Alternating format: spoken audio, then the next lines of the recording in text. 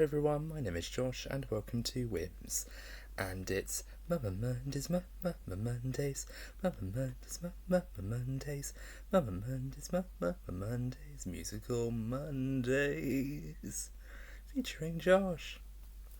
So, I'm here today to give you a review. It's a Musical Mondays review for the 2025 film Sinners. And this film came out this year, 2025, and it stars Michael B. Jordan as a pair of twins by the names of Stack and Smoke, and they are basically twin brothers in the middle of 1930s America, and they are essentially outside of the law. That's their entire character archetype. Smoke has very kind of pure attire. He has pretty much like a blue hat and blue overalls, and his brother has like red attire. So you pretty much understand right from the off that these characters are on two separate wavelengths. One of them values success and good fortune, or fortune, money, success, excess, and all the rest of it. And Smoke, who is the one in the blue attire, wants simply to be, seen, I suppose. He wants to have a very kind of fulfilled life. He wants, some form of, redemption, purification, or perhaps validation for all the things that are going on in his life. And what I have to make very clear right from the off is this film makes it very clear right from the off. The reason why I'm doing this for Musical Mondays as opposed to a traditional Whims review is because it's a musical film. The whole entire point of the film is it's about music, and it's about music during sort of like the sort of beginning of jazz, beginning of ragtime sort of era of the 1930s that a lot of black musicians were sort of, at the heart of during the 1930s, and sort of like the rock and roll era as well, and the soul songs as well. And because music plays a very big role, there's actually a very wonderful quote in this film that begins right from the off. It's literally the opening line of the film, where it's said that music from certain singers who can sing so true can often, if they sing their songs true enough and with a lot of truth and a lot of heart and a lot of soul, they can actually pierce the veil between the world of the living and the world of the dead, the past and the present. So with that in mind, that's kind of the basic theme of this film. It's about the idea of using music in a very interesting way to sort of pierce the veil between life, death, and the past and the present. But what's really great about this film is it's a vampire film. And I actually found myself going, wait, this is a film that is a musical and it has vampires in it. And I thought, I love this film. As soon as I said that sentence out loud in my head, I thought, I love this film because it's basically a vampire movie with songs in it. But that shouldn't deter anyone who doesn't like musicals, because I think what this film does very well is it integrates the songs in a way where it feels genuinely real. It feels like whenever a character sings, it feels like it's coming from deep within, and it's not just, oh, we've spent a lot of time talking in this scene, let's just have a song and let's do jazz hands and things like that. It's not like that at all. It's very much like a declaration of some kind of, deeper spiritual thing. It's like a spiritual connection. Almost like when you go to church and you sort of like hear people sing in church, sing hymns and all that stuff. It feels kind of like that, where it's a very physical and very spiritual thing that's going on. And that's none more so talked about than what happens in the big central piece of the entire film, where it's basically set in this big warehouse, or it used to be an old warehouse, but it's been sold to them by a man who claims to be an ex-Klansman. And he says, well, there's been no Klansman here for ages. And the man's lying through his teeth, but clearly, it's used as a place where they can have their celebrations. It's an important event that these men are sort of celebrating. A lot of people from their community, a lot of friends, family are now coming into this, special barn, special warehouse, sort of celebrate and dance and feel the soul, feel the music. And during the sequence, a boy by the name of Sammy, who is a preacher's son, who is an aspiring musician, he's an aspiring jazz musician. He sings a lot of good songs throughout the film, but what he does in this sequence, when he sings and he plays his guitar for the very first time, he catches the eye of a woman, and both him and her sing a song, about, you know, just the promise of the homeland, and he talks about all these different things. And during this sequence, I kid you not, there is an entire moment where you kind of think to yourself, oh, it's just going to be him like singing the song, and it's just going to pan around to all these different people dancing. It's going to be it's almost going to be like a very physical, very kind of almost sexual thing going on, where it's almost like very soulful, very physical. But then it starts to get very kind of funky, to sort of, you know, use a less than subtle word. But then he starts to include, you know, people like, you know, DJs and things like that.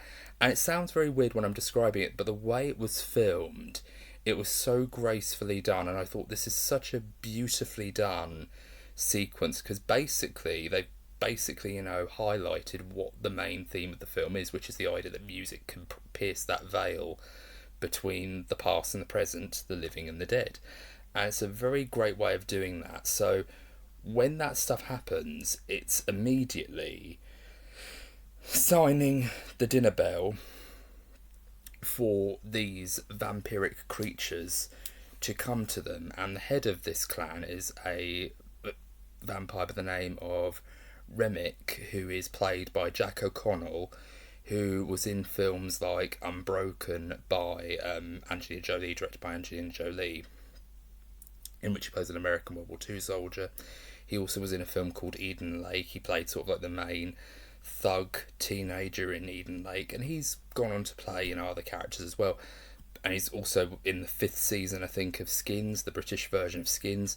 And he's a really good actor, and I'm glad that he showed up in this. This was a nice surprise that he was in it, because he's a really good actor. And of course, when he plays a sort of character who's meant to be the villain, he always manages to use a lot of restraint. And I like how he plays Remick, because he plays him sort of as this very sophisticated vampire, but then at the same time, there's a lot of history and a lot of darkness behind what he does. And what's really interesting is there's 2 plots going on.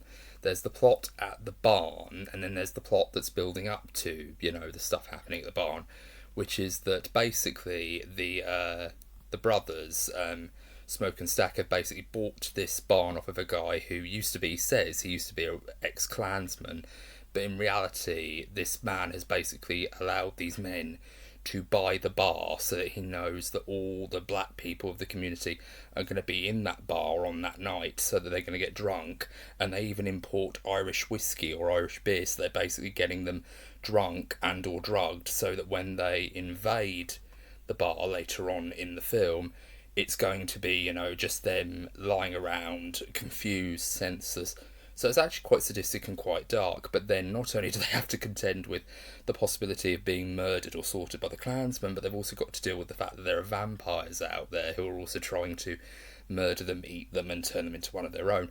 But it isn't just simply a case of Django Unchained with vampires. It's simply a film about family, and it's a film about legacy through music, through tradition, through getting in touch with one's homeland and through the traditions of one's homeland. Because the wife of Smoke, who is the blue hat twin brother, his wife actually has a connection to Haitian hoodoo, which is basically the study of, you know, using, you know, magic and using the earth and using the elements and using fire and all these other things, and reading of bones to basically see into the future.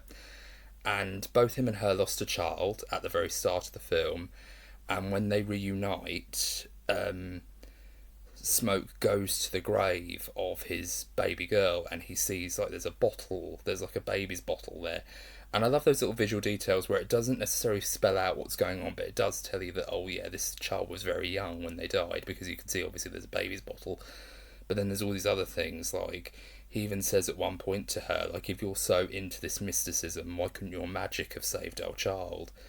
And she even pretty much hints to him and says outright that it's because of the stuff that you do with your brother, the shady stuff that you do, the criminal stuff that you do with your brother, that's probably caused all this, that you've probably strayed from one path and you've gone down another, and it's led you astray.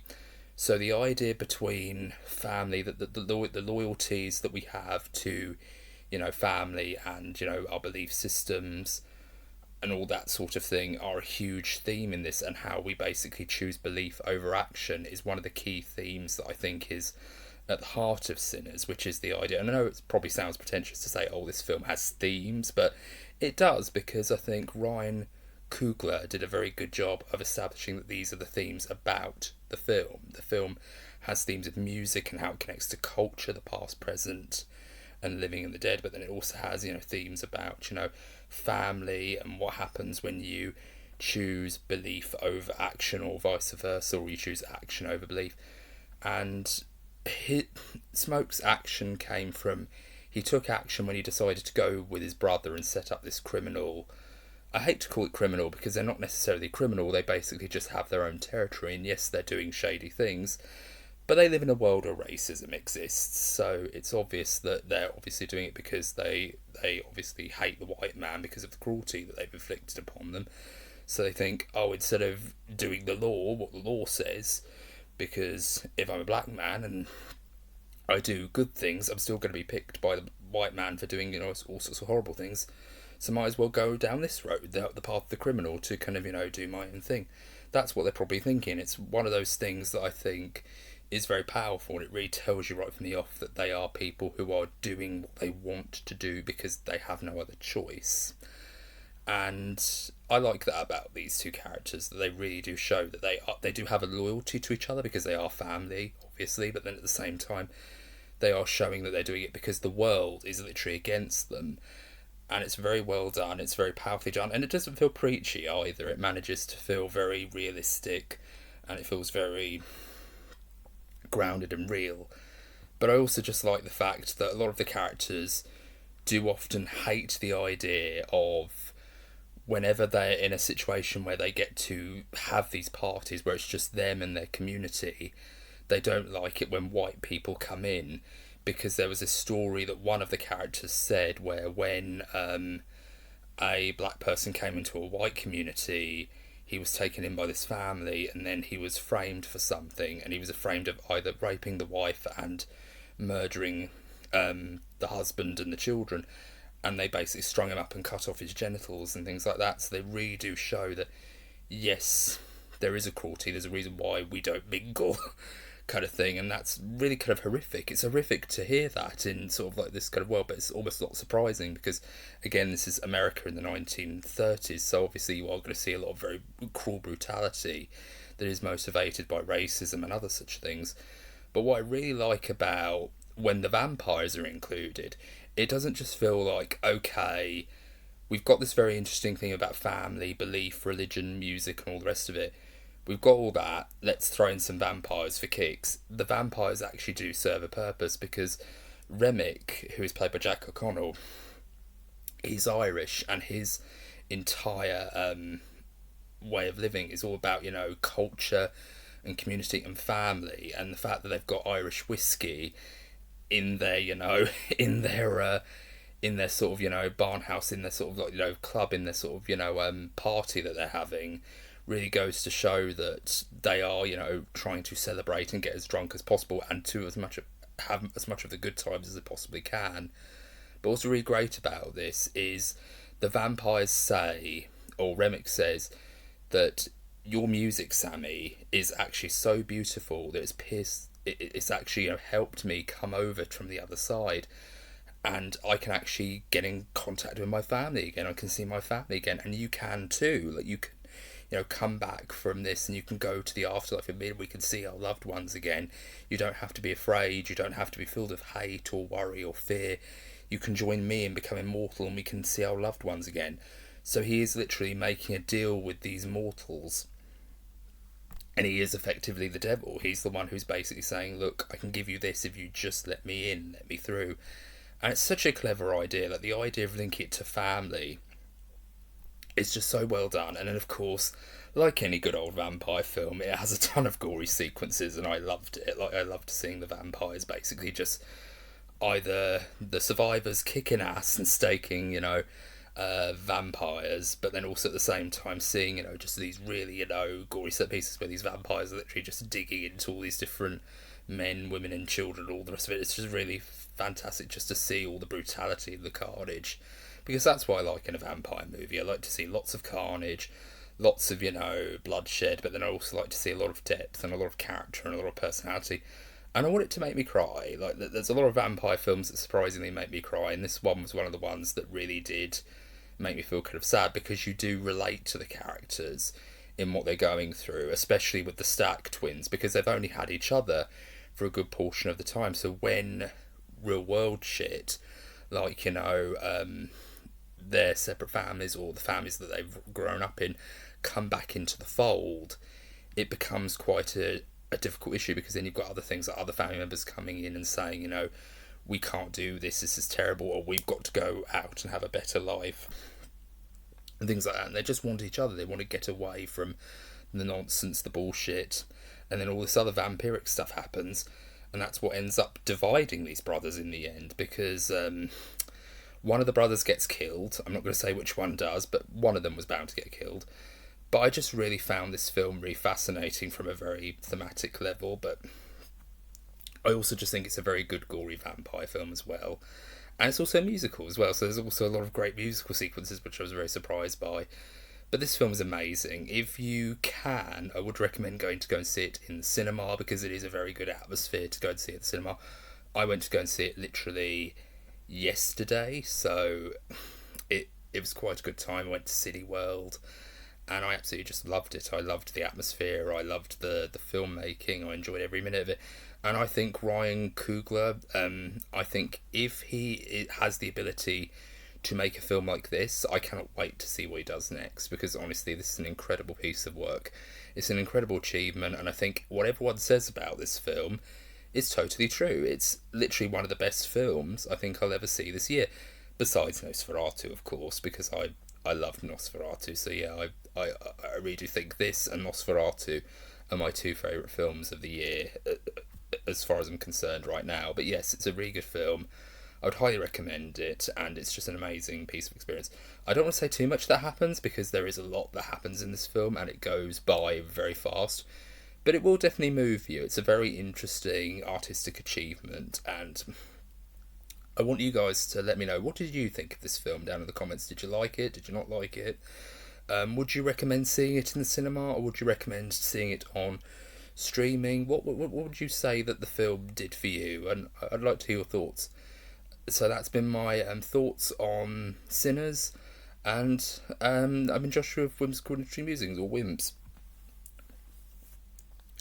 So my next review, I'm sorry I derailed from my regular schedule of reviewing my Black Mirror episodes. It's because I just saw this film and I really immediately wanted to make a review of it. As soon as I saw it, I thought I have to make a review of this film as soon as I've seen it. But it's such a good film, and I really do think everyone should see it. The performances are fantastic. Everyone who's in this really brings their A game to this material, because the material is really good. It's very inventive, it's very fresh, it's very new. The fact that there are vampires in it shouldn't deter you from the film as sort of like a piece of work or an interesting piece of artistic achievement, because it still is a good vampire film, but it manages to be a very good commentary on tradition, culture, and all the rest of it, and family, and all that sort of thing. But it's not in a cheesy way. The family thing isn't a cheesy thing, like in the Fast and the Furious franchise, where they're probably thinking to themselves, we have to have a theme, it's all about family. No, it's not like that. It actually feels like the theme about family actually has a point in Sinners, whereas in Fast and the Furious it feels like something that they just tagged on because they wanted to seem smarter than they actually were, whereas in the case of Sinners, there actually is a lot of smart stuff going on here. So a big thumbs up from me, and I want to know your thoughts. What did you think of this film? Let me know down in the comments, and if you like this video, please be sure to give it a thumbs up. And this has been Josh of Whims. I hope you're all having a very good day. Take care, bye for now.